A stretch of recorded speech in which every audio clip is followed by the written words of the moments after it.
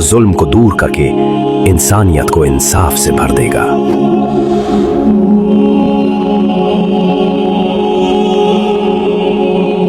हजरत दज्जाल आजाद हो गया है। समुंदर के बीच एक पुरअसरार जजीरा और वहां जंजीरों में कैद एक शख्स जो इंतजार कर रहा है। और नबी सल्लल्लाहु अलैहि वसल्लम ने फरमाया, उसका फितना दुनिया का सबसे बड़ा इम्तिहान होगा। और फिर जंजीर टूट गई, फितना का बादशाह आजाद हो गया।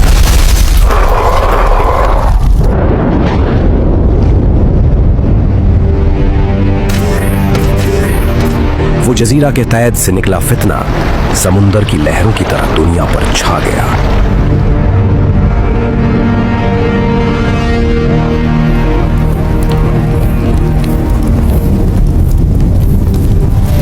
और जब दज्जाल निकलेगा, दुनिया अफरा तफरी में डूब जाएगी। जंग, कत्ल और फितना हर जगह फैल जाएगा।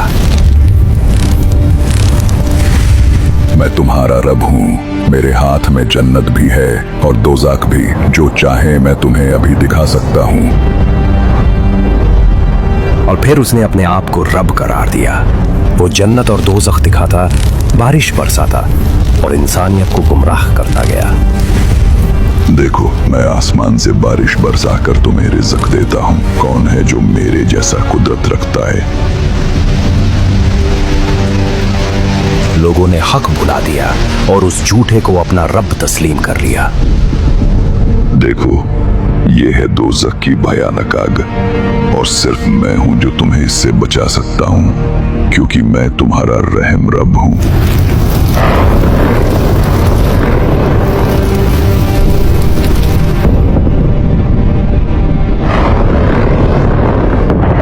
फितने की आग इतनी तेज थी कि हजारों इंसान उसके वादों पर ईमान ले आए। देखो, ये है जन्नत के हसीन बाग। नदियां बह रही हैं जो सिर्फ मेरी इत्ताअत करने वालों की है।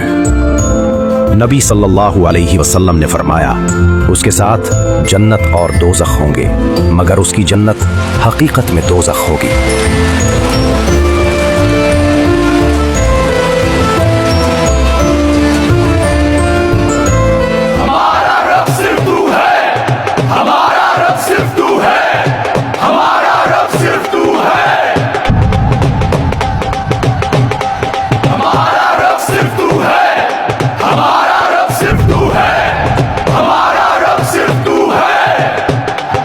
दुनिया भर में सवाल उठने लगे हैं, अगर ये शख्स वाकई दज्जाल है तो क्या अब वो लम्हा भी करीब है जिसका जिक्र नबी ने फरमाया था? क्या ईसा इब्ने मरियम अलैहिस्सलाम भी जल्द नाजिल होने वाले हैं?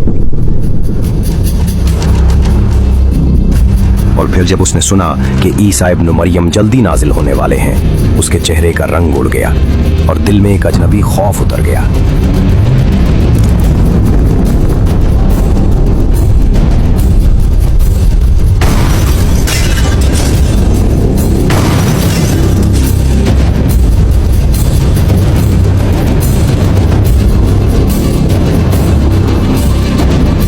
सोच रहा है ईसा के आने से मैं रुक जाऊंगा?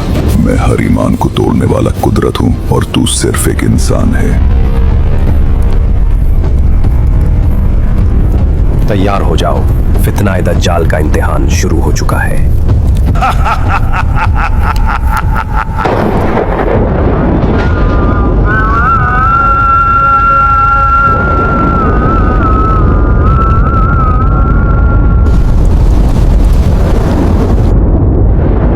फिर ईसा इब्ने मरियम उतरे, सफेद चमकते लिबास में, और उनके चेहरे से बूंदें टपक रही थीं जो मोती की तरह चमक रही थीं। हजरत, आपकी हुजूरी से जुल्म का राज खत्म होगा और इंसानियत को सच और अमन मिलेगा। इमाम मेहदी, जो इंसान हक के रास्ते पर दुनिया को ले जाएगा, वही आप हैं। आइए नमाज अदा करते हैं।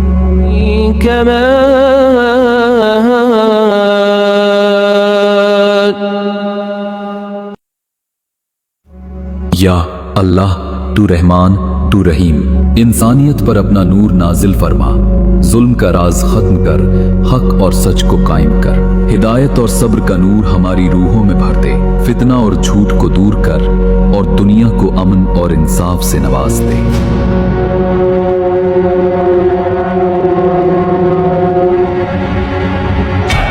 और फिर सबसे बड़ी जंग का वक्त आ गया। ईसा इब्ने मरियम और दज्जाल एक ही मैदान में सामने खड़े थे।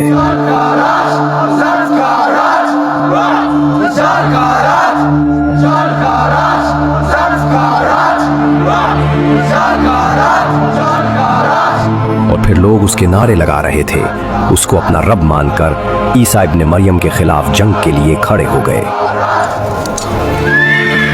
इतनी छोटी सी तादाद, तुम्हारे सारे इरादे बस हवा हो जाएंगे।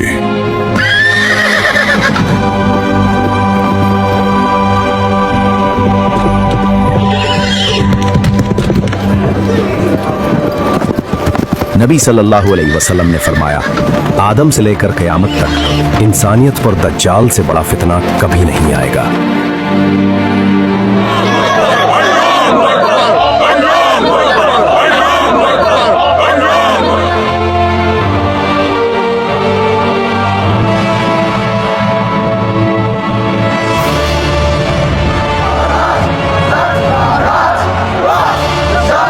आगे बढ़ो, राज कायम करो।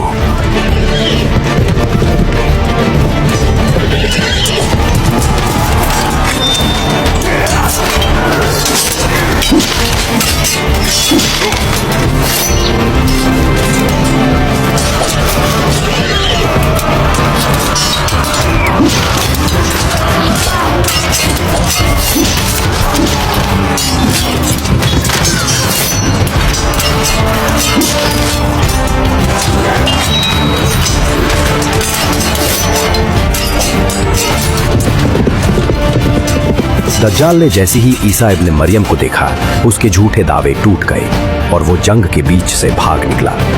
और जब ईसा इब्ने मरियम उसके करीब गए, वो नमक पानी में घुलने जैसा पिघल गया और फिर बावजूद पर उसका अंजाम हुआ।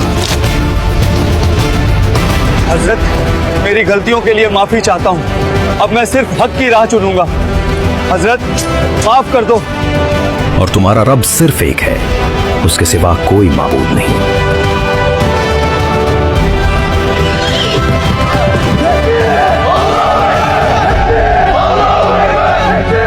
अल्हम्दुलिल्लाह, या अल्लाह, तू ही सबसे आला और तू ही इस कायनात का असल मालिक।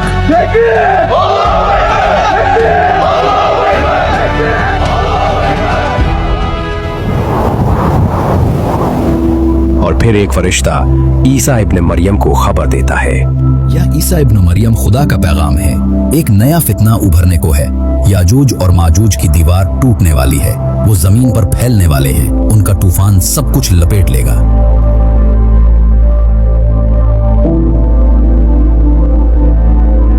लोगों, अल्लाह का पैगाम आया है। वो कौम जिसका जिक्र तुमने सुना था, याजूज और माजूज अब कैद से निकल चुके हैं और इंसानियत के लिए एक नया इम्तिहान लेकर आ रही है। भागो नहीं, ईमान के साथ चलना है। पहाड़ अल्लाह की पनाह बनेंगे तुम्हारे लिए। सब लोग पहाड़ पर जमा हो जाओ।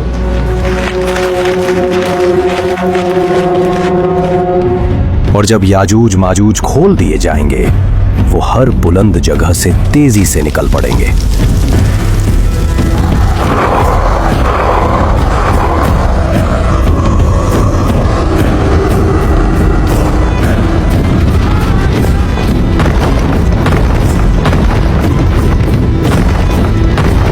और जब रुकावट टूट गई, याजूज माजूज हर बुलंदी से उतरकर दुनिया पर छा गए। सब लोग जमा हुए तूर पर बैतुल मुकद्दस के